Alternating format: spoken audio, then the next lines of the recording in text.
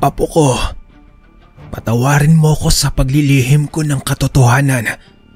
Sana mapatawad mo pa ako. Mangako ka sa akin, nalalaban ka at wag mo kong iiwan. Alalahanin mo, Apo. Lahat ng bagay sa mundo ay may katapusan. Lo, wag po kayong magsalita ng ganyan. Hindi pa ako handa. Masaya ako nalilisan sa mundo dahil napalaki kita ng maayos at isang mabuting tao. Paalam, Apo ko. Bago tayo magpatuloy sa kwento mga kabaryo, nais ko sanang hingin ng inyong konting oras. Sa mga hindi pa po nakapag-subscribe sa ating channel, pindutin lamang po ang subscribe button. Dahil dito ay mas gaganahan kami na maglahad ng kwento at ng mga istoryang ganito sa araw-araw. Yun lamang mga kabaryo. Maraming salamat. Umpisahan na natin ang kwento. Magandang araw sa iyo, kabaryo. Itago mo na lang ako sa pangalang Joben. Tubong Negros po ko. Bago ko magtapos ng kolehiyo, ay nagbakasyon ako sa isa sa mga magandang lugar ng ating bansa, ang Caguait. May mga kamag-anak ako sa lugar at madalas sila ang nagbabakasyon dito sa Negros.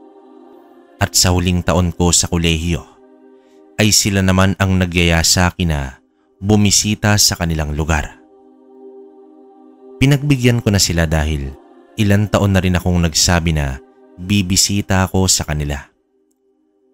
Sa ilang araw kong pananatili ay may isang pangyayari na gumulantang sa amin at nagdulot ito ng matinding takot sa akin. May nabalitaan kami na binarang daw. Isang matandang babae na kapitbahay lamang nila. Noong una ay natawa pa ako dahil taong 2002 na at may mga ganitong pangyayari pa pala. Sa katunayan, kabaryo, hindi ako naniniwala sa barang. Kahit pa may mga narinig na akong kwento sa mismong lugar namin. Maraming kapitbahay ang nakiusyoso sa nabiktima at isa na kami ng aking pinsan doon. Sa maniwala ka man o hindi, kabaryo, sa aking nakita ay napagtanto ko na totoo pala talaga ang barang. Naabutan namin ang matanda na nakahiga sa mahabang upuan sa kanilang sala. Ang sabi ay ilang araw na raw itong nanghihina at may dinaramdam. Panay painom naman ng gamot ang kapamilya nito, ngunit bumabalik pa rin ang panghihina ng kanyang katawan. Hanggang sa heto na nga, hindi na makabangon ang matanda sa pagkakahiga at may naglalabasang mga uod na nagmumula sa mga sugat nito sa kanyang tiyan. Walang may nakakaalam na may mga sugat na pala ang matandang yon. Sa aking pagkakatanda pa ay nasa edad 62 anyos na ito. Ang mga uod na nagsilabasan ay buhay na buhay na may 2 pulgada ang haba. Sobrang nakakadire at halos masuka na ako, kaya inaya ko na lang ang pinsan na umalis na sa lugar na iyon. Makalipas naman ng ilang oras ay nabalitaan na lang namin na pumanaw na ang matanda. Kinagabihan ay hindi naman namin maiwasan na pag-usapan ang nangyari. Hanggang may ibinahaging kwento ang aking tiyahin tungkol sa mambabarang at albularyo na nangyari noong 1982 sa lugar ng Caguait, Surigao del Sur. Sino kang lapastangan ka? Wala kang karapatang kumitil ng buhay. Sigaw na wika dito ni Mario. Papatayin ko ang lalaking ito dahil sa kawalang yaang ginawa niya sa anak ko. Sigaw naman dito ni Boyet. Ano bang kasalanan ng lalaking ito? Pagtatanong naman dito ni Mario. Pinagsamantalahan niya ang anak ko. Demonyo ang taong ito. Muling sambit dito ni Boyet. Huwag mo nang ilagay sa kamay ang batas. Lubayan mo na ang lalaking ito. Turan dito ni Mario. Hindi naman sumuko ang mambabarang kahit palabis na itong nasasaktan sa ginawa ng albularyong si Mario. Isasama daw niya si Boyet sa impyerno at dahil sa determinadong mambabarang ay wala nang pagpipilian pa si Mario kundi tapusin ang buhay nito. Sumigaw ng matindi ang kaluluwang nasa katawan ni Boyet. Hudyat ng kamatayan nito. Nailigtas man ng albularyo ang buhay ng binatang si Boyet, pero nag-iwan ito ng panghabang buhay na parusa sa binata. Pinunteriya kasi ng mambabarang ang maselang bahagi ng katawan ni Boyet.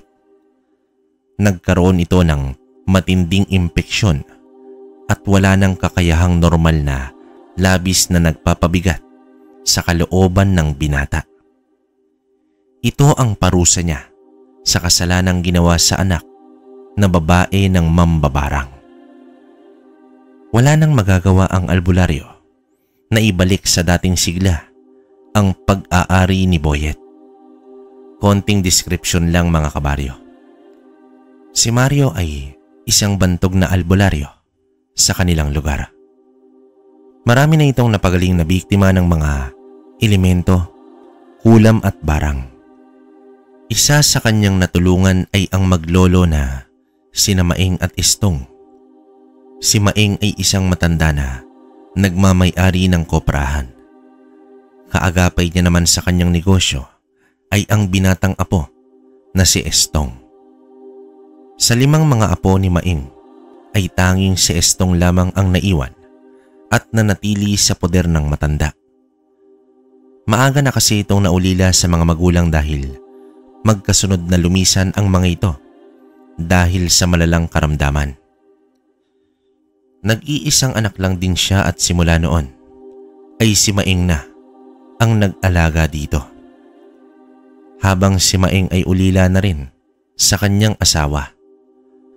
Gawa nga ng mas maayos na pamamahala ni Estong ay mas lumago pa ang kanilang koprahan.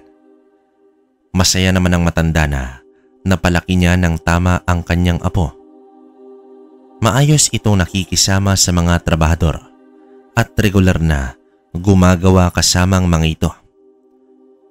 Sa isang tingin ay hindi mo nga aakalain na amo pala itong si Estong. Kaya naman maraming tapat na manggagawa ang nasa kanilang panig. Bukod sa bumibili sila ng niyog, ay may sarili rin silang lupain ng niyogan.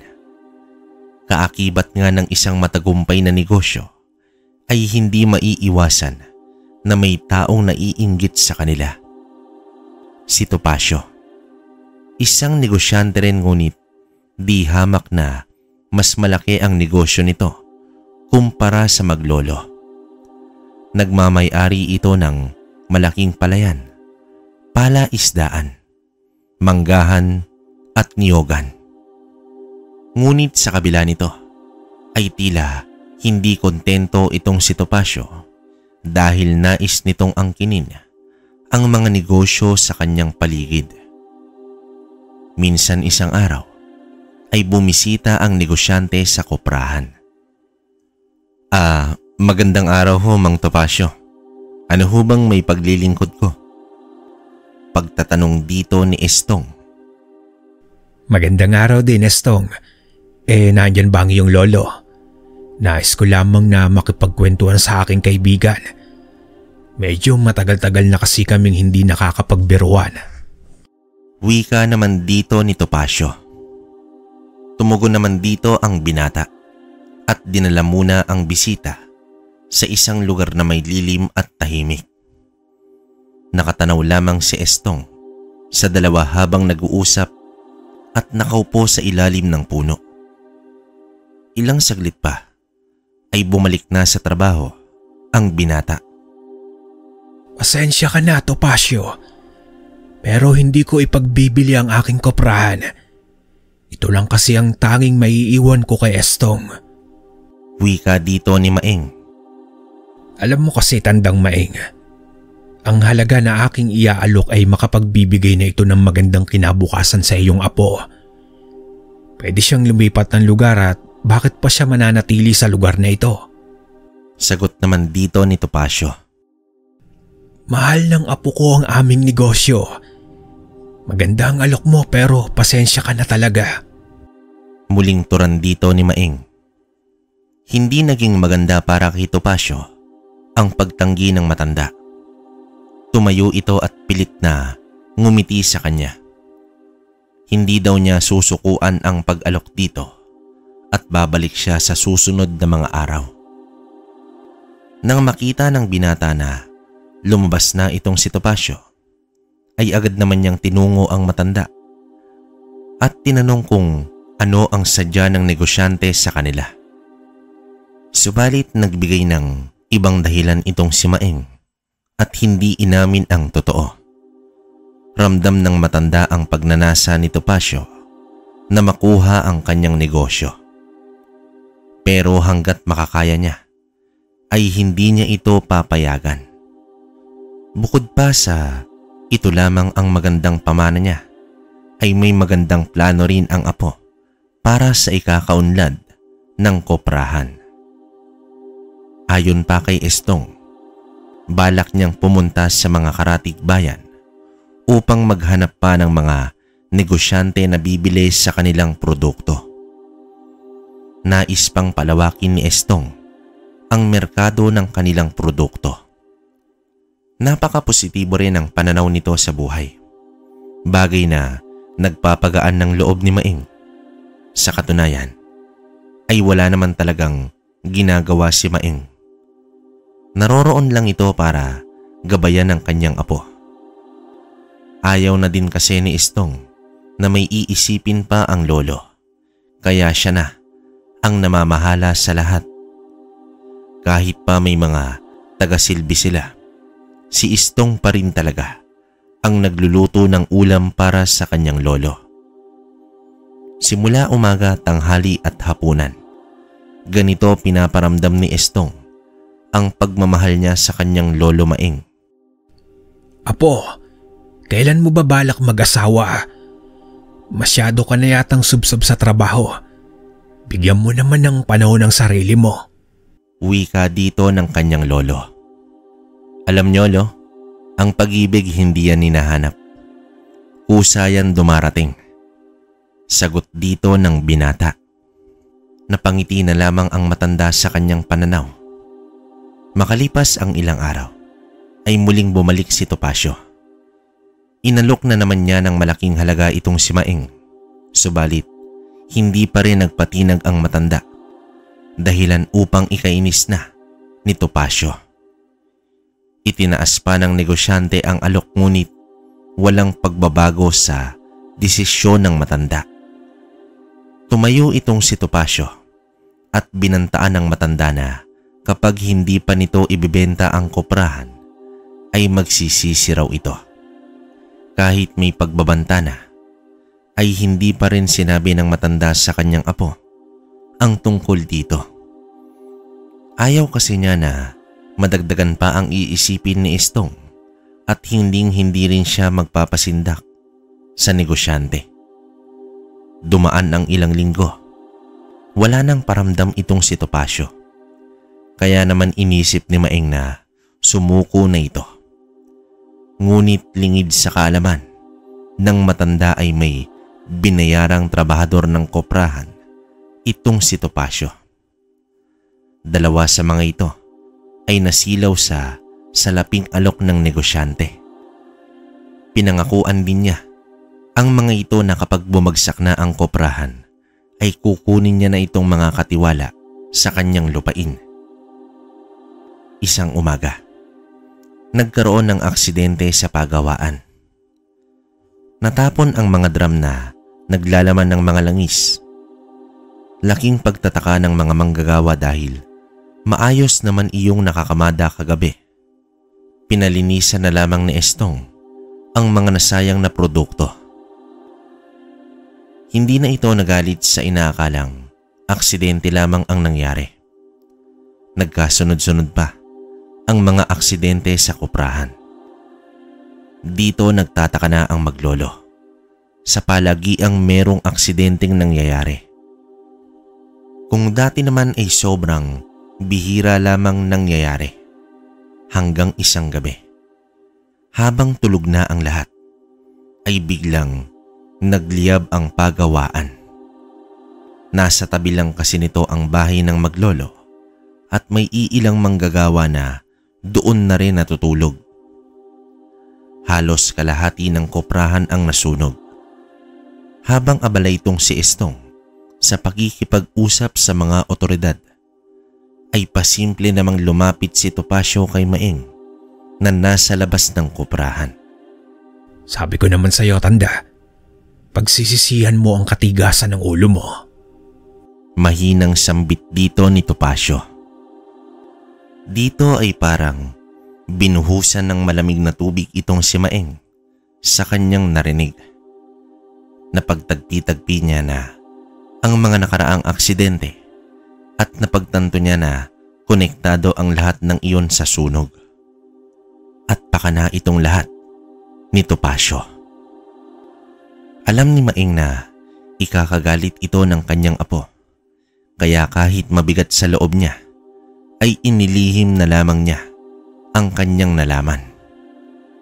Halos mahirapan na sa paghinga ang matanda sa tindi ng pagpipigil ng galit.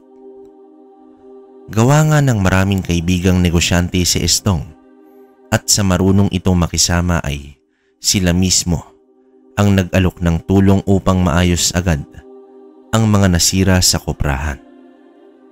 Lubos naman ang pasasalamat ni Estong sa hindi inaasahang tulong na iyon. Wala pang isang buwan ay balik sa normal ang operasyon ng pagawaan. Habang si Maeng ay ganoon na lamang obserbahan ang mga tauhan dahil alam niya na may tao sa loob itong si Topacio. Samantala, naghihimutok naman sa inis si Topacio nang muling nakabangon ang koprahan ng maglolo. Ginawa niya na ang lahat, ngunit ayaw pa rin sukuan ng matanda ang negosyo. Maswerte ka pa ngayon, tanda, pero sa gagawin ko, tignan natin kung hanggang saan ang tibay mo. Wika naman ni Topacio sa kanyang sarili. Sa mga nagdaang linggo ng pag-oobserba ni Maeng ay may pinagdududahan na siya kung sino ang kasabwat ni Topacio na manggagawa sa kanyang koprahan. Tahimik muna ito at naghahanap lamang ng ebidensya sa pinaghihinalaang manggagawa. Gayunpaman, nagpasalamat pa rin si Maeng dahil naagapan at naibalik ng apo ang kaayusan ng lahat. Ni hindi man lang sila nalugi kahit pa nasunugan. Mas tumaas pa nga ang benta nito kumpara sa mga nakalipas na buwan. Ngunit nangangamba naman ang matanda dahil alam niya na hindi pa tapos itong si Topacio sa pagsasagawa ng kasiraan sa koprahan. Hanggang sa napagpasyahan niya na nasabihin sa apo ang lahat. Akmang kakausapin niya na ang apo, ay naunahan siya nito na magsalita. Siya nga pala, Lo, pupunta ako ngayon sa kabilang bayan. Ngayong araw kasi ang usapan namin ni Ginoong Bermudez. Pasensya ka na, Lo, kung ngayon ko lang nasabi. Abala kasi ako masyado sa lahat. Wika dito ng binata. Ano ka ba, apo? Ayos lang iyon. Sige, umalis ka na. Mag-ingat ka at huwag magpapagabi masyado. Tugon naman dito ng lolo niya. Umalis naman agad itong si Estong at sabik na rin ito para sa bagong kasosyo na kanyang kakaharapin. Gaya ng inaasahan ay nakuha ni Estong ang tiwala ng negosyanteng si Ginoong Bermudez. Panibagong dagdag na naman ito sa kanilang benta. Subalit mas nangangailangan ngayon ang koprahan ng mas maraming supply ng nyog. Kaya naisip niya na umangkat ng nyog kay Topacio. Balak niya itong puntahan kinabukasan Samantala, sa kanyang pag-uwi, ang una niyang hinanap ay ang kanyang lolo. Aalamin niya kung nakapaghapunan na ba ito. Ngunit ang sumalubong sa kanya ay ang aligagang itsura ng taga-Silbe. Ayon dito, bigla na lamang daw nang hina itong si Lolo Maeng at naroroon ito sa kanyang silid at nagpapahinga. Agad na pumanhik itong si Estong sa silid ng lolo at naabutan niya na natutulog na ang matanda. Hinapa niya ang noon nito. Wala naman itong lagnat. Tinanong din niya ang taga-Silbe kung ano ba ang ginawa ng matanda habang wala siya rito. Tumugon naman ito na wala naman daw kakaiba sa ginagawa, kundi tulad pa rin sa kanyang nakasanayan. Labis na nag-aalala itong si Estong dahil baka may malalang sakit ang kanyang lolo. Tulad na lamang sa nangyari sa kanyang mga magulang. Pagsapit ng 8:00 ng gabi ay nagising na ang matanda. Agad inusisa ni Estong ang lolo tungkol sa nangyari. Sinabi naman ito na baka napagod lamang siya. Nagwika ito na kinabukasan ay luluwas sila ng bayan para ipakonsulta ang matanda. Sa pagpatak ng 9:00 ng gabi ay muling nakaramdam ng panghihina itong si Maeng. Kaya nagpaalam na ito sa kanyang apo na magpapahinga na muna siya. Sa pag-alis naman nila ng bahay kinabukasan ay nag-utos itong si Estong na linisan ang kwarto ng kanyang lolo. Nagtataka naman ang tagalinis kung bakit merong napakaraming langgam sa ilalim ng kama ng matanda.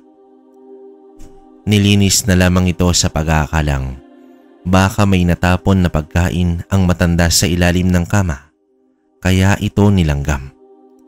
Samantala, ayon sa doktor na sumuri kay Lolo Maeng, ay sinabi nito na medyo mahina na ang baga ng matanda kaya ito nakaramdam ng panghihina. Naresetahan naman sila ng gamot para dito. Oh, ayan Lo, ikaw naman kasi, huwag ka nang magkakalikot pa ng kung ano-ano sa bahay. Mariing wika dito ni Estong. Ay nako apo, hindi kasi ako sanay na walang ginagawa. Tugon naman dito ng kanyang lolo. Umuwi ang dalawa sa pag-aakalang magiging maayos na ang kalagayan ng matanda. Gayunpaman, nakaramdam naman ng pagbabago si Maeng.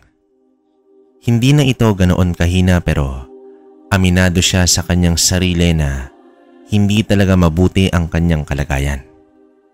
Sumapit ang 3 araw nang biglang hinimatay ang matanda. Dali nila itong ipinasok sa kwarto at dito binigyan ng paunang lunas. Isusugod na sana ito ni Estong sa ospital, ngunit nagkamalay bigla ang matanda at sinabing nahilo lang daw ito. Kadalasan yata sa mga matatanda ay sinasabing maayos lang sila dahil ayaw nilang makagambala lalo pat abala itong si Estong. Pagsapit ng gabi, habang abala sa mga gawaing papel si Estong, ay lumapit sa kanya ang pinakamatanda nilang katiwala. Estong iho, huwag mo sanang mamasamain pero mas mabuti siguro kung patignan natin sa albularyo ang lolo nyo. Albularyo? Ano ba sa tingin mo ang nangyari kay lolo? Tanong dito ni Estong. May kakilala akong albularyo. Kung mamarapatin nyo ay pupuntahan ko siya. May kalayuan kasi mula rito sa atin.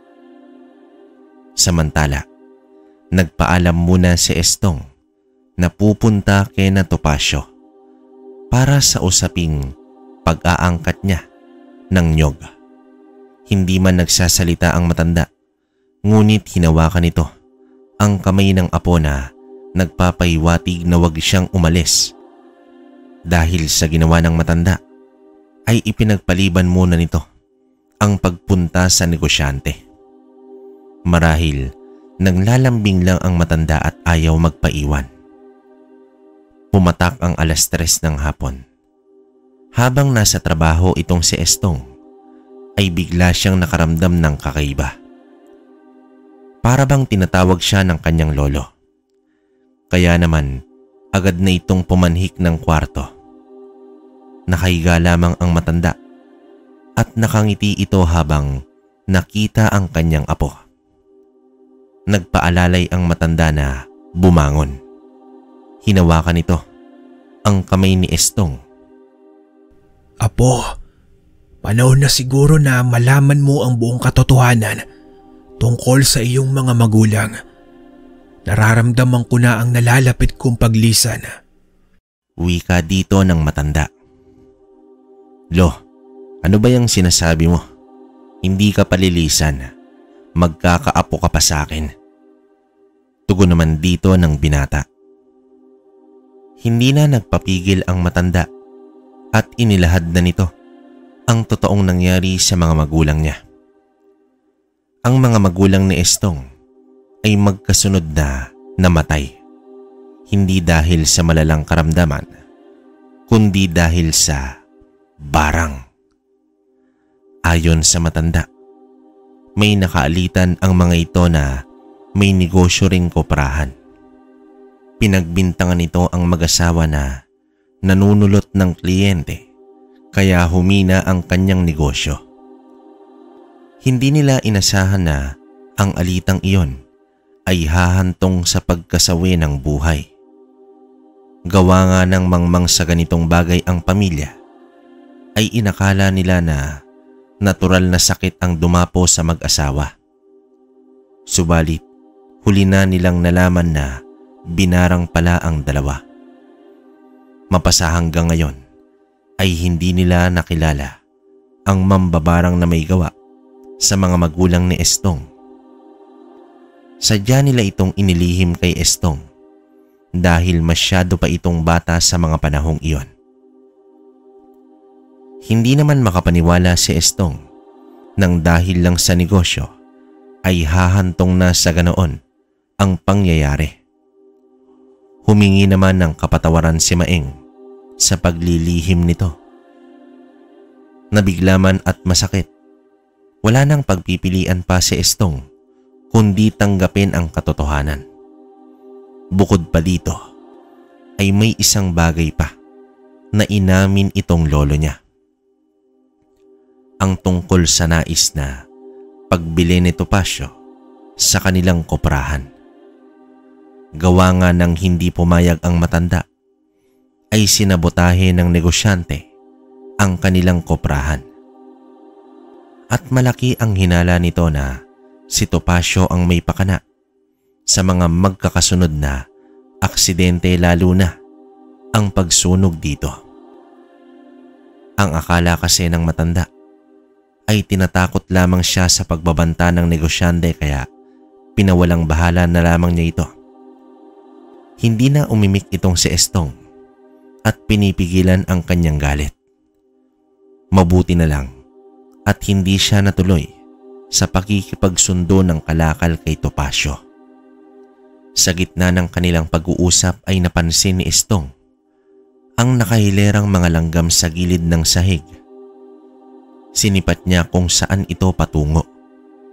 Ganoon na lamang ang kanyang pagkabigla nang makita niya ang napakaraming langgam sa ilalim ng kama. Nasakop na nito ang kabuang sukat ng higaan. Agad niyang binuklat ang likuran ng damit ng kanyang lolo. Tumambad sa kanya ang napakaraming pantal. Nang tanungin niya ang matanda kung hindi ba siya nangangate, ay umiling naman ito. Nagtaka rin ito kung ano ang tinitingnan ng apo sa kanyang likuran. Sa mga sandaling iyon ay dumating na itong si Manong Ador kasama ang albularyo. Agad na pinatingnan ni Estong ang kanyang lolo sa albularyo. Makalipas ang ilang saglit ay nakipag-usap ito kay Estong ng sarilinan. Ayon kay Manong Mario, masyado nang mahina ang katawan ng matanda at hindi na nito kakayanin na pasanibin at alamin kung sino ang mambabarang. Tumugon naman si Estong na ang mahalaga sa ngayon ay gumaling ang kanyang lolo. Muling bumalik ang albularyo sa kwarto at sinimulan ang panggagamot sa matanda. Makalipas ang ilang minuto ay lumabas na ng kwarto ang albularyo at may magandang balita kay Estong. Tila ba nabunutan ng tinik sa dibdib ang binata sa kanyang narinig. Naabutan niya ang matanda na mahimbing nang natutulog. Lubos naman ang pasasalamat ni Estong sa tulong ng albularyo. Matapos ang hapunan ay nakipag-usap ang binata kay Manong Mario. Sinabi nito na posibleng si Topacio ang may kagagawan ng pambabarang. Ito lang kasi ang nakaalita ng matanda. Inilarawan naman agad ni Estong kung sino at ano itong si Topacio. Nang mailahad na nito ang buong pangyayari, ay ninais ng albularyo na makita itong si Topacio. Nakiusap naman si Estong sa albularyo na manatili muna sa kanila hanggang sa marisolba na ang lahat. Bahagyang nag-isip si Mario at tumugon nito, pero kailangan niya munang kunin pa ang mga kagamitan sa bahay. Kinabukasan ay pinasamahan ni Estong kay Ador at isa pang katiwala ang albularyo. Labis naman ang tuwa ng binata nang makitang maayos na ang kalagayan ng kanyang lolo Maeng.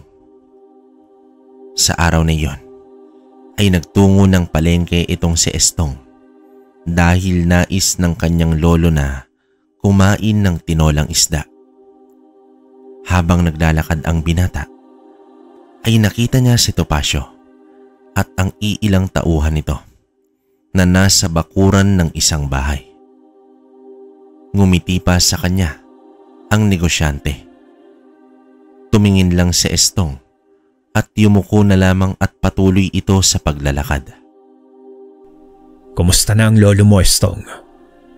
Tanong dito ni Topacio. Nang marinig naman ito ni Estong, ay lumingon lang ang binata at hindi ito sumagot. Napakasuplado naman ng batang ito. Nang aasar na wika pa dito ni Topacio. Sa sumunod na araw ay magkasamang nagpunta sina Estong at Mario sa bahay ni Topacio. Malugod naman silang tinanggap nito. Subalit hindi na nag-atubili ang binata na kumprontahin ang negosyante. Direktang tanong niya dito kung siya ba ang may pakana sa mga aksidenteng nangyari sa koprahan at siya din ba ang nagpabarang sa kanyang lolo. Isang malakas na halakhak ang tugon ni Topacio at gaya ng inaasahan ay hindi nito inamin ang mga kasalanan. Ano naman daw ang mahihita niya kung gagawin niya ang mga bagay na iyon? Di hamak na mas malaki at mas marami ang kanyang negosyo kesa sa maglolo. May balidong rason nga naman si Topacio, subalit mas pinaniniwalaan ni Estong ang kanyang lolo. Samantala, habang inoobserbahan ni Mario, ang negosyante ay wala naman itong kakaibang naramdaman. Isang ordinaryo at mayabang na tao ang nasa kanyang harapan. Lubhang mahihirapan sila na matukoy kung sino ang mambabarang na inutusan ng negosyante. Kahit laki sa lugar si Estong, ay wala itong kaalaman tungkol sa mga bagay tulad ng aswang, mambabarang, elemento at kahit albularyo. Wala rin siyang nakuhang impormasyon sa kanyang manggagawa tungkol sa mga ganitong bagay. Lumipas na ang 2 linggo. Nangangapa pa rin sa dilim ang panig ni Estong. Kaya naman nagpaalam muna si Mario na babalik na sa kanyang lugar dahil may mga parokyano itong naghihintay sa kanyang serbisyo. Makalipas pa ang ilang araw ay naging maayos naman ang lahat. Masigla pa rin ang kanyang lolo at balik na sa nakasanayang buhay. Kaya napagpasya ni Estong na ituon muna ang sarili sa koprahan. Nagtungo siya sa mga karatig bayan upang makakuha pa ng kasosyo. Ang hindi alam ni Estong ay sinusubaybayan lang pala siya ng mga tao ni Topacio sa loob mismo ng koprahan. Nang malaman ni Topacio ang nakatakdang pag-alis ni Estong na aabutin ng 5 araw, ay dito na kumilos ang gahamang negosyante. Pinunteriya niya itong si Ador at itong si Maeng. Alam kasi ni Topacio ang nangyayari sa loob at dahil kay Ador kaya nakaligtas ang matandang si Maeng. Sabik ng ibabalita sana ni Estong ang nakuha niyang mga kasosyo ngunit tumambad sa kanya ang itsura ng mga katiwala na takot at merong pangamba. Sumambulat naman sa kanya ang kalunos-lunos na kalagayan ni Mang Ador. Halos hindi na ito makilala dahil sa humpak na ang pisngi nito. Butot balat na rin ito. Ungol na lamang ang nagagawa nito at halos hindi na makagalaw. Labis na namumutla at punong-puno na ng sugat ang buong katawan. Ang mas malala pa ay may mga linta na nagsilabasan sa mga sugat at sumisipsip ng dugo. Nasa sahig naman ang isang timba na halos mapuno na ng mga linta. Tinatanggal kasi ng mga kasamahan ang mga lintang nagsilabasan, ngunit hindi iyon nauubos. Ni isa sa mga katiwala ay mangmang pagdating sa barang. Nang makita ni Mang Ador ang binata ay umungol ito ng mahina na tila ba may nais sabihin. Napahawak na lamang sa ulo ang binata at napaiyak sa labis na pagkaawa. Lumabas siya ng kwarto at pinuntahan ang kwarto ng kanyang lolo, ngunit may mga tauhan doon na tila humaharang at naiiyak na rin. Nagpumilit naman ang binata na pumasok at tumambad sa kanya ang nakagigimbal na kalagayan ng kanyang lolo Maeng. Napasigaw na lamang ang binata sa magkahalong emosyon. Nanginginig ang kanyang mga kamay at hindi alam kung saang parte ng katawan hahawakan ang kanyang lolo. Dilat na ang mata. Nakanganga pero buhay pa. Naglalakihan ang mga sugat na may mga nana pa. May mga sugat pa na tila tumitibok at patuloy sa pag-agos ang magkahalong dugo at nana. Tila ba bangungot ang eksenang iyon para kay Estong. Sa ilang saglit pa ay may naglabas ang mga ipis sa bibig nito, kasabay ang mahinang ungol na tila nahihirapan na. Hindi makapaniwala ang binata sa sinapit ng kanyang lolo. Napakabait nito at mapagbigay sa lahat. Walang rason upang danasin ito ng matanda. Hinanap naman ni Estong itong si Carlito, ang katiwala na minsang sumama kay Ador at Mario. Bala kasi ni Estong na puntahan agad itong si Manong Mario, ngunit ayon sa tauhan, bigla na lang daw nawala itong si Carlito at hindi na nila ito mahagilap pa. Kinabukasan daw, noong pag-alis ni Estong ay nag-umpisa na ang ganoong sitwasyon ni Ador at Maeng. Napaupo na lamang ang binata sa may sahig sa tindi ng kalungkutan at paghihinagpis. Pilit namang inawat ng mga tauhan si Estong hanggang sa biglang tumayo ang binata at nagtungo ito kay Manong Ador. Upang malaman niya ang lugar ni Mario ay binanggit ni Estong isa-isa ang pangalan ng lugar sa kagwait. Hanggang sa pilit na tumango itong si Ador nang marinig ang lugar ni Mario. Pumanhik agad ang binata sa kwarto ng kanyang lolo Maeng. "Lo, kumapit lang kayo. Gagaling pa kayo. Pupuntahan ko na si Manong Mario." Tugon dito ng binata. Agad namang pinaharurot ni Estong ang kanyang sasakyan.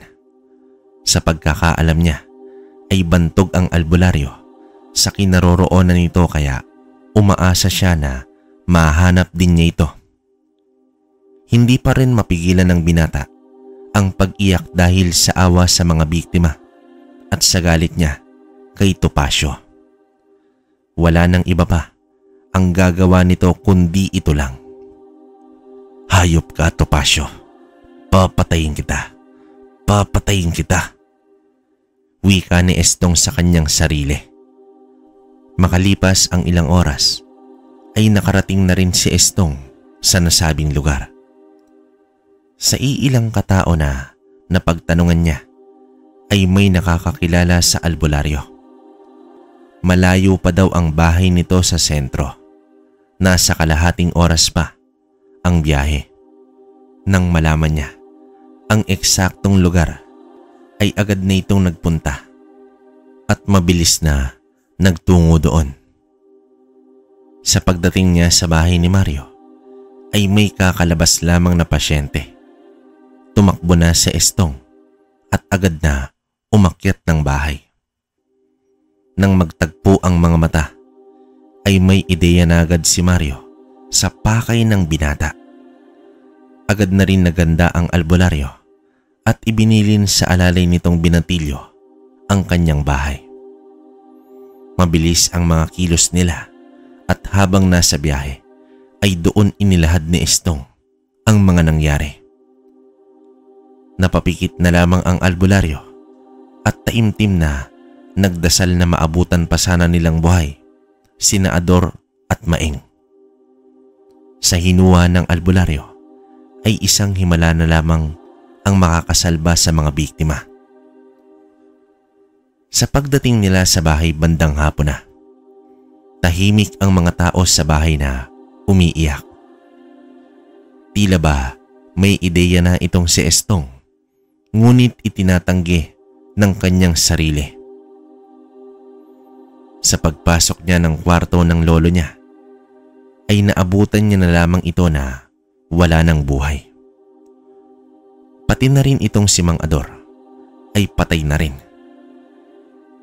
Dito humagulhol na yumakap si Estong sa kanyang lolo. Hindi alintana ang mga sugat, dugo at nana sa katawan nito. Dali-dali ding hinila ni Mario ang binata palayo sa bangkay at dinukot ang nakabukang bibig nito. Sa paghila ni Mario ay nagsilabasan ang napakaraming ipis na halos bumalot na sa buong kwarto. Dito na nag-usal ang albularyo at nagliparan ang mga ipis na animoy hindi malaman kung saan dadapo. Napadikit na lamang sa dingding itong si Estong sa dami ng mga ipis. Ilang saglit pa ay biglang nagliyab ang mga ipis hanggang sa naglaho ang mga ito. Ganoon din ang ginawa ni Mario kay Ador.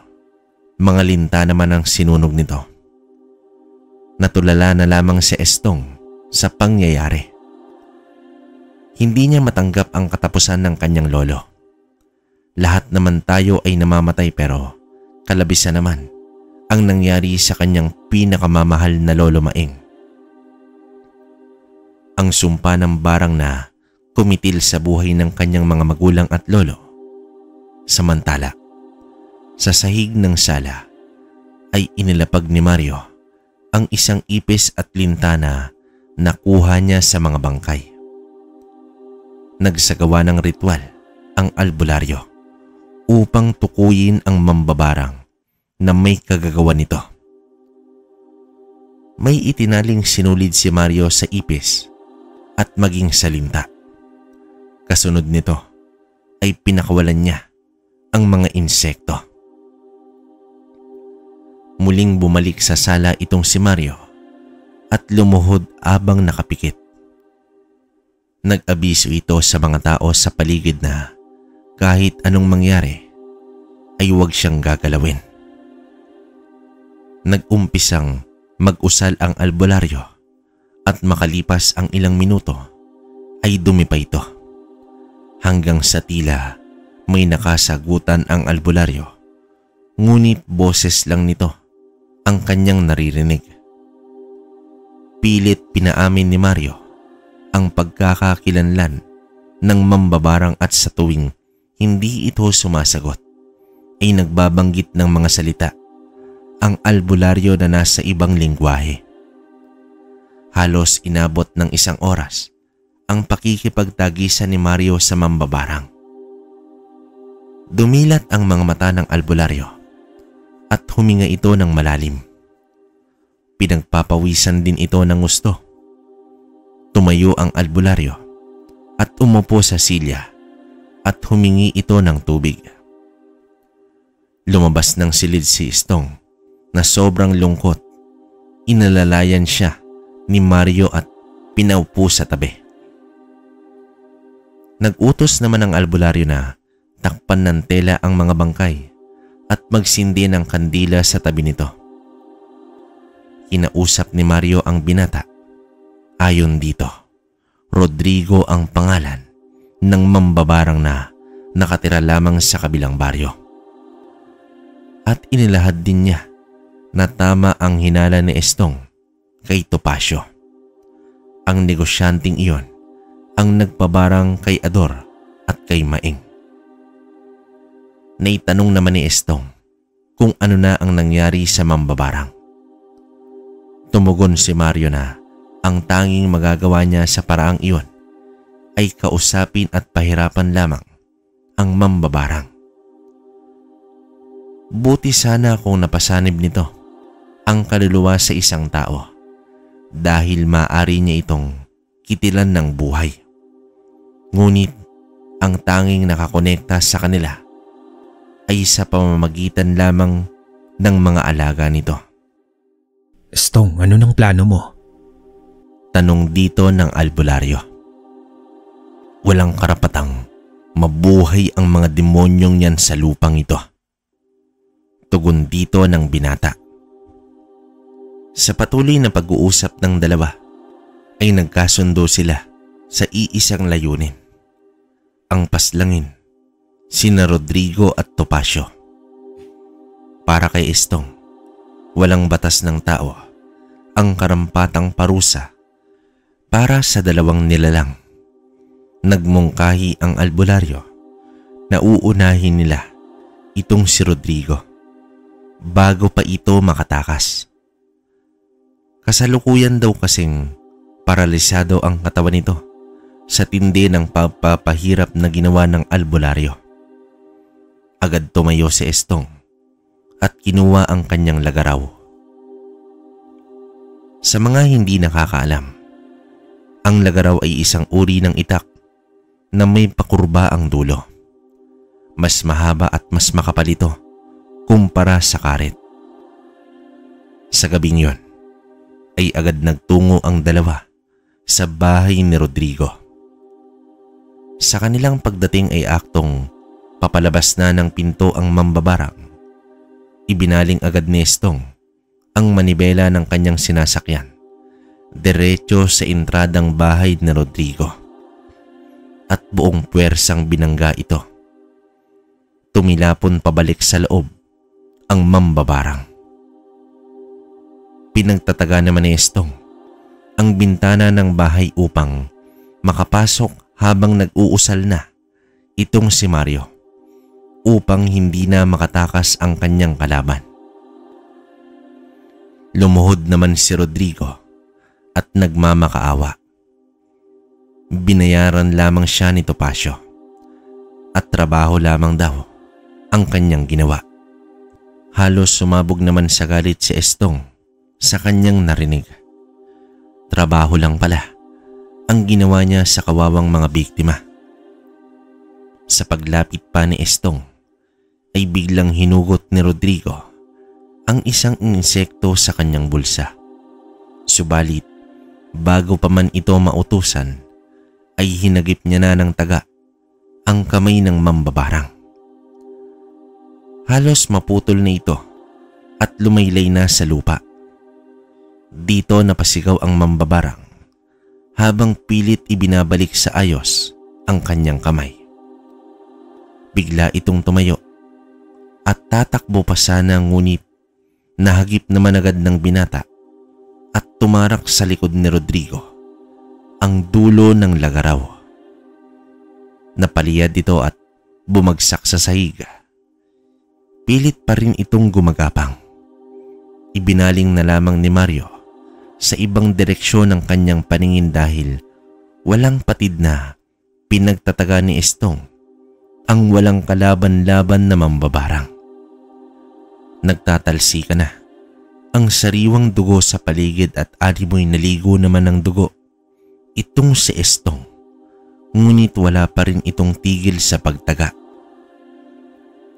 Sa tindi ng galit nito ay ibinuhos niya na ang buong lakas hanggang sa nagkapira-piraso ang katawan ng mambabarang. Lumabas ng bahay si Estong. Umupo ito sa lupa at umiiyak. Sa sandaling iyon ay si Mario naman ang pumasok at sinindihan ang gasera at inahagis sa nagkalasog-lasog na katawan ng mambabarang. Nagliliyab na ang bahay at umalis na rin sila nang may mga tao na paparating na sa lugar na iyon. Kinabukasan ay ipinalibing agad ni Estong ang mga labi. Hindi pa rin matanggap ng binata ang nangyari. Labis-labis na paghihigante ang namumutawi sa puso nito. Nakatatak na sa kanyang isip na papaslangin niya itong si Topacio. Matapos ang libing sa mismong araw na iyon, ay pinauwi na ni Estong itong si Mario. Ngunit alam ng albularyo ang balak ng binata. Estong, hayaan mo na muna akong manatili kaysa mo ako sa iyong binabalak. Wika naman dito ng albularyo. Nang marinig iyon, tumugon lang ng tango ang binata. Nakiusap muna si Estong sa isa nitong katiwala na si Armando na siya na muna ang mamamahala sa koprahan. Sa panahong iyon, ang mabait at mawaing si Estong ay tuluyan ng nawala. Binalot na ito ng galit sa mga taong kagaya nila Rodrigo at Topacio. Pagsapit ng gabi ay hinasa at pinatalas niyang mabuti ang lagaraw habang nasa isip ang pagmumukha ng negosyanteng si Topacio. Kinabukasan, nakangiti pa si Topacio na bumisita sa koprahan. Ngunit hindi na ito pumasok. Nakatanaw lamang ito mula sa labas habang nasa balkonahe ng bahay itong si Estong. Tila ba nang aasar ang ngiti ng negosyante sa binata. Sa pag-alis nito ay kinausap ni Estong ang albularyo. Manong Mario, mamayang gabi ipapataw ko na ang parusa para kay Topacio. Mariing wika dito ng binata. Tumugon naman dito ang albularyo. Gawa nga ng mga tao ang kakalabanin nila ay tanging pagtigal po lamang ang magagawa nito. Naiintindihan naman iyon ng binata at siya na ang bahala sa susunod na gagawin. Nang sumapit ang gabi, ay palihim na pinasok ng dalawa ang malaking bahay ni Topacio. Nakarinig sila ng mga halakhakan at tila may mga mumunting salo-salo sina Topacio at mga kaibigan nitong mayayaman. Alam niyo mga pare, malapit ko nang mapasa kamay ang koprahan ng matandang si Maeng. Sumalangit na ang kanyang kaluluwa. Wika ni Topacio sa kanyang mga kainuman. Naglalangit-ngita naman ang mga ngipin ni Estong sa kanyang narinig. Tumingin si Estong kay Mario at sa hudyat ng albularyo ay walang pagdadalawang isip na naglakad ang binata papalapit sa mga nag-iinuman. At dito, biglang inundayan ng taga itong si Topacio. Wala ni isang nakagalaw sa bilis ng pangyayari. Tumarak sa balikat ng negosyante ang napakatalas na sandata. Kasunod nito ay hinila ng binata itong si Topacio at walang patid na pinagtataga. Lumabas sa bibig ang sariwang dugo at sa patuloy na pagtaga ng binata ay dumanak ang dugo sa paligid.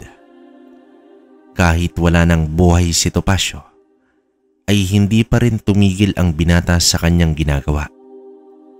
Nang may masmasan, ay isa-isa niyang tiningnan ang mga kaibigan ni Topacio na tila mga kandilang nakatirik. Ilang saglit pa, ay umalis na ang dalawa sa lugar. Bago pa man sila makalayo, ay narinig nila ang hiyawan ng mga babae at malamang pamilya iyon ni Topacio. Dahil sa nangyari, ay nagdesisyon si Estong na lisanin ang lugar at mahigpit niyang hinabilin kay Armando ang buong koprahan at ang bahay. Sumama na si Estong sa albularyo. Ang masaganang buhay nito ay kanyang tinalikuran dahil sa misyon na kanyang gagampanan. Nagdesisyon si Estong na siya na ang magiging bangungot ng mga mambabarang. Sigurado ka na ba sa iyong pasya, Estong? Tanong dito ng albularyo. Opo, Manong. Namatay sa barang ang mga mahal ko sa buhay at nangako ko sa kanilang puntod na lahat ng mga kauri nito ay papaslangin ko. Mariing tugon dito ng binata. Kahit pa nag-uumapaw ang kanyang tapang at determinasyon, hindi pa rin may tatanggi na isang ordinaryo lamang itong si Estong at ang kahaharapin niya ay may mga aral sa kaliwa. Kaya naman, ipinagkaloob ng albularyo ang medalyon ng San Benito bilang proteksyon ni Estong laban sa sumpa ng barang. Isang pambihirang desisyon ang ginawa ng binata na iwan ang marangyang buhay upang maging tagatugis ng mga mambabarang.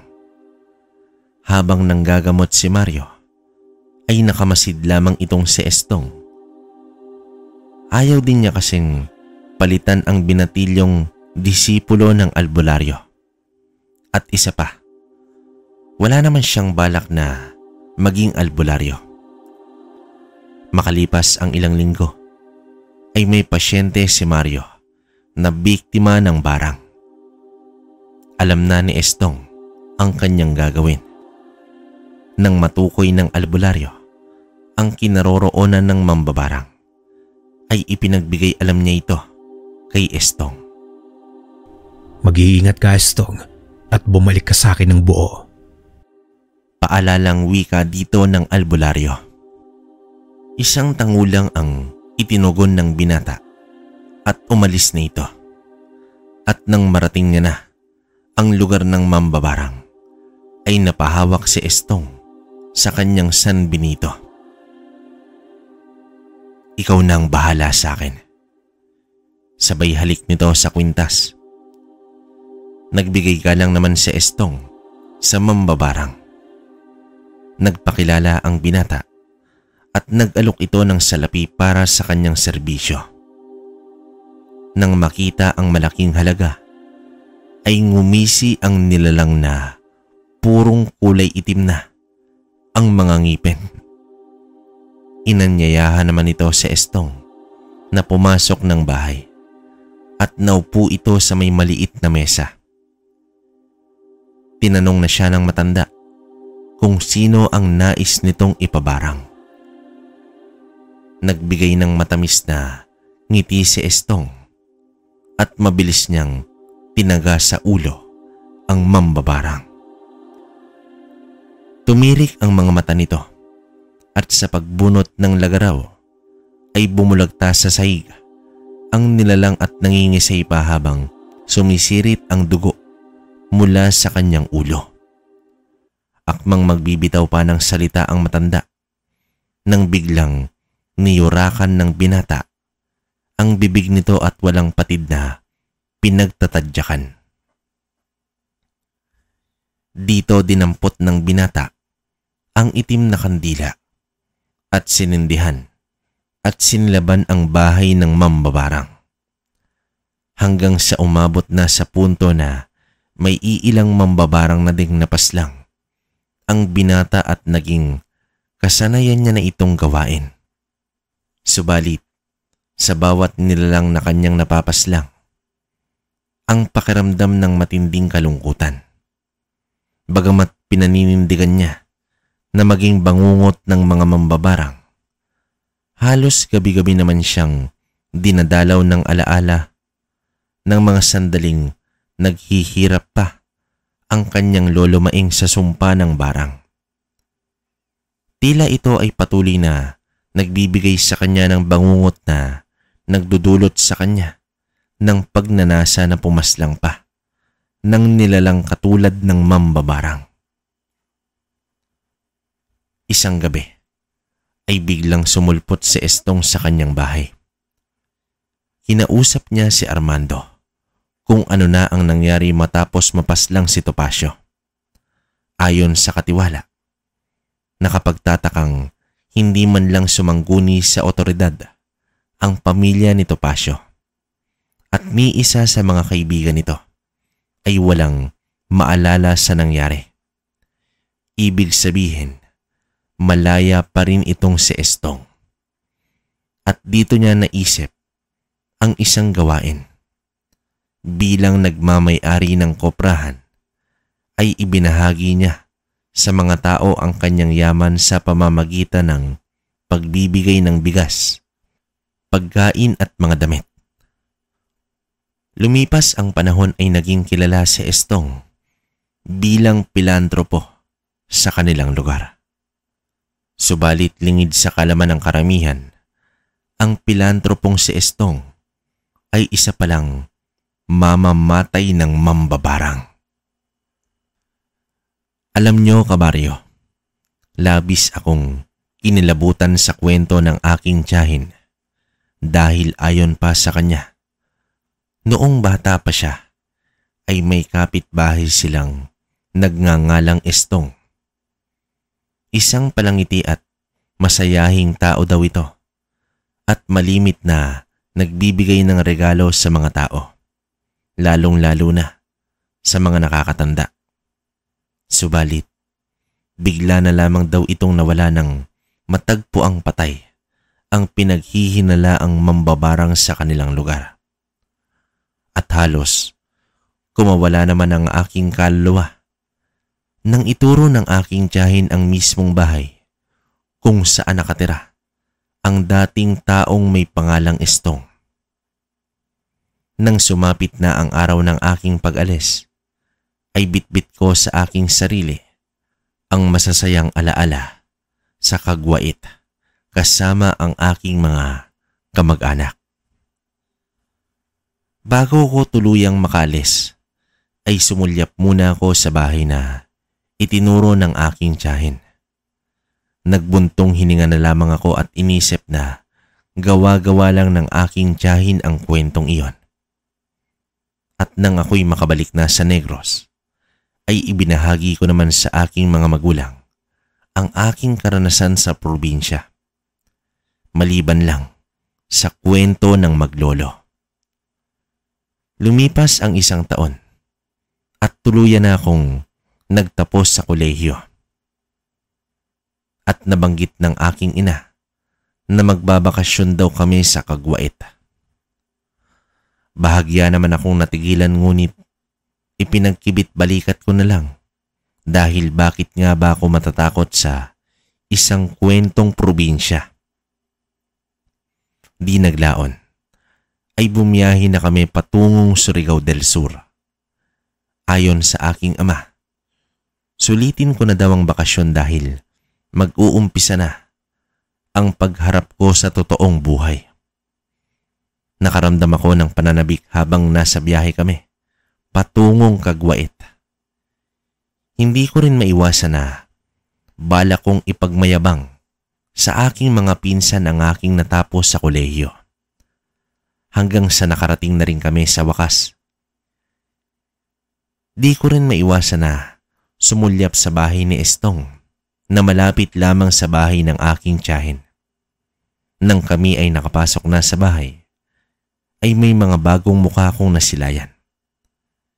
Isang lalaki na kakauwi lang mula sa ibang bansa. Iyon pala ay asawa ng aking tiyahin at nagpakilala ito bilang si Tio Armando. Mga kabaryo, ang kwento ni Istong ay nagpapaalala sa atin na sa kabila ng pagiging mabuti ng isang tao, ay posible itong magbago sa maraming kadahilanan. Masasabing inilagay ni Estong sa kanyang mga kamay ang batas. Pero may batas ba para sa mga biktima ng barang? Marami pa rin sa atin ang mga may ganitong pangyayari at isang mitolohiya lamang. Likha ng malikot na kaisipan ng mga tao pero sa mga taong nakakaranas o nagiging biktima ng barang. Ito ay isang karanasan na habang buhay ng nakadikit sa kanilang sarili. At ang masaklap pa ay hindi lahat ng tao ang naniniwala sa barang. Magkaroon sana tayo ng respeto sa paniniwala at sa karanasan ng iba at huwag nating kutsain o pagtawanan dahil hindi biro ang maging biktima. Hanggang dito na lang ang kwento mga kabaryo. Maraming salamat. Okay, yon, so tapos na yung kwento natin. Salamat muna sa mga umabot hanggang dito, no. Grabe, kinilabutan ako sa uling part lalo na nung nalaman ko na ang asawa pala nung tiyahin ni neto ni Joven ba, tama? Si Armando pala, no? Which is parang coincidence naman kung hindi ito yung katiwala ni Estong, no? Grabe, nakakakilabot yung part niyan. Saka yun nga, ang tindi nung barang, no? Pansin nyo rin yung mga kwento natin ngayon. Halos puro barang, no? Grabe, napakatindi talaga ng mga, yun nga, ganitong gawain, no? Hindi naman lahat nakakaranas, pero yun nga, sabi dun sa aral sa kwento, sana irespeto natin kasi hindi naman natin alam kung ano yung hirap at yung katakot-takot na dinanas ng mga taong na biktima o nakaranas ng ganitong uri ng sakit. Grabe to, isipin mo, linta tapos langgam.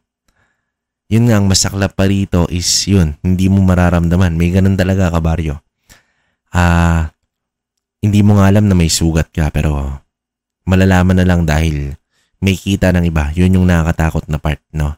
Tapos yun nga, yung kwento natin nakaraan, parang may barang na kontrolado pa yung buhay mo talaga. Na parang isang snap niya lang, pak, ayun, tapos ka na. May ganun. Kaya sana, yun, hindi rin natin kasi alam kagaya ng kwentong to. Ang hirap magbayo kasi nga, wala namang ginagawang masama tong maglolo, no? Talagang, yun nga, dahil sa pagkaganid sa kasakim sa pera, syempre, ano ba bang punot dulo nito? Pera lang kasi negosyo lang naman yung gusto ni Topacio. Ay wala, ang naging ending lang pati siya namatay din, di ba?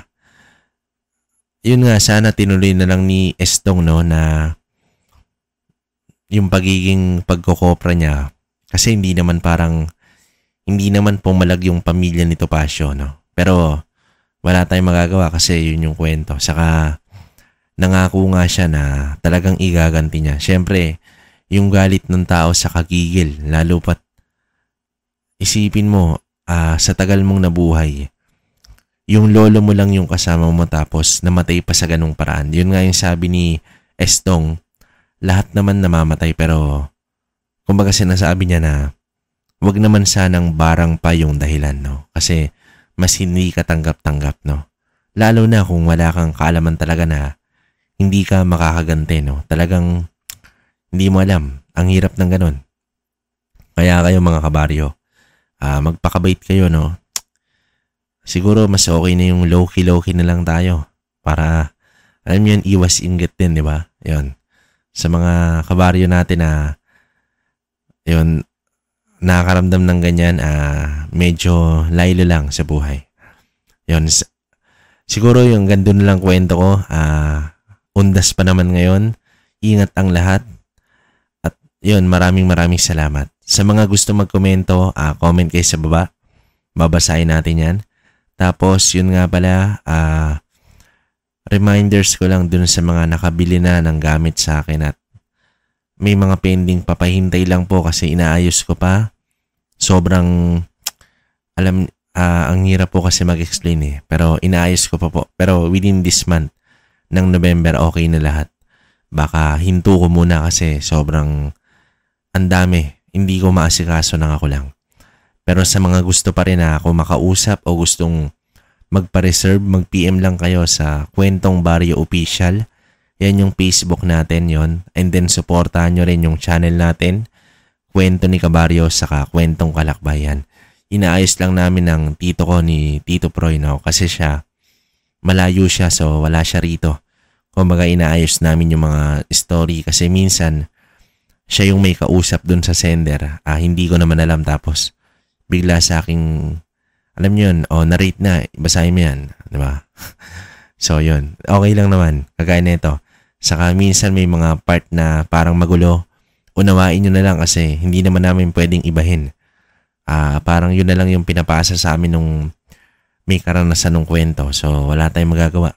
Diba? Ayoko namang mabash na may mag-comment na kwento ko yan ba't iniba nyo yung kwento? Hindi naman ganyan yung sabi ko. Ayoko nang ganun. Kaya yun, pasensya na kung medyo nagugulo kayo minsan pero pilit naman namin inaayos. So yun. Muli maraming salamat sa inyo mga kabaryo. Salamat sa walang sawang pagsuporta raw mula sa tito ko kay Tito Proy, no? Pinapasabi niya rin yun. So yun, hanggang dito na lang muna mga kabaryo. Hanggang sa susunod na kwento. Salamat.